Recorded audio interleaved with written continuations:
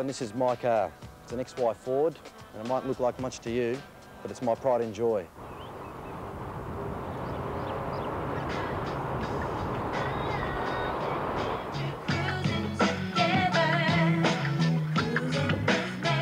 The car won the '96 Car Audio National Championships for sound quality and clarity. And it's got Sony head unit, a CD stacker, 6 amplifiers, 6 speakers. But the whole system's controlled from this source here being the steering wheel, and all the controls are actually fed into these buttons. So it controls volume, the CD you're listening to, the track that you want to hear, and if you've got the radio playing, it does the same functions for the radio. Now the heart of the system here is the two 15-inch subwoofers in a 4th order bandpass box. Which you see there, and that emanates through the rear shelf. And we've also used the periodic membranes, which actually fool a subwoofer into thinking it's in a much larger box than it really is, so you can save a lot of space in the trunk. And under the box, you'll see that there's a circle of sticking capacitors. There are half a farad each, and there's 10 of them in there. When there's no signal coming down the line. So for competitions... The car basically always scores a perfect score for system noise. I'd say to value the system, including labour and the time that it took over a period of 12 months, would be approximately $40,000. Okay, this system, even though I like booming, wasn't designed to just create all-out noise, but it has done 134 decibels. And to put that in perspective and give you an idea of how loud it is, a jumbo jet at the end of a runway hits in excess of 125 decibels.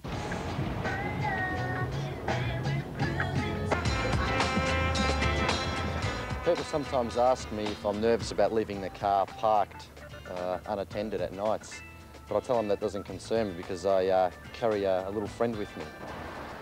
Alarm will sound if you don't back away. Yes, people tend to probably more think of you as a bit eccentric because you've got such a great system in a car. Last warning.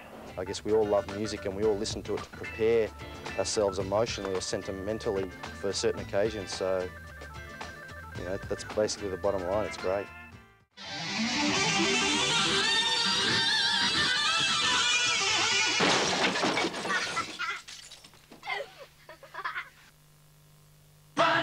To some people, cars are one of life's necessities. Some people tolerate cars. Some people really appreciate cars. Some people really love cars. And then there's Theo Boutsinas. Theo has a thing for cars. He especially loves 1970 Ford XYs, but he's got an even bigger thing for car stereos. Well, it's the sound system. It's my nuclear reactor. What have you been thinking about, Theo? This is half a house for some people. Well, it is, but like my tie says, you know, a lot of people say I'm mad, so... No, I'm planning to move into it, actually. Not surprisingly, Theo is the reigning Australian car audio champion in the amateur 251 to 500 watt class. He probably didn't realise they held championships. They do, and they get a trophy almost as big as their car. But to win that trophy, Theo had to spend $40,000. Yep, $40,000 on a car stereo for a car worth about 12 grand. Clearly, logic is not a foundation stone of the sport of car audio. Originally, this car was going to have 18 speakers in it because we weren't using compression drivers in the front. Theo settled for 6, but you wouldn't even know they're there. You see, hiding your equipment scores big points with the judges. So he and his audio advisor, Evan Jones, spent 11 months camouflaging all 450 kilograms of audio gear. Even the controls, which they wired into the original steering wheel. The 6 50-watt studio-quality amplifiers, the 2 30-band equalisers, the gold-plated capacitor ring and gold fuse blocks are all in the boot.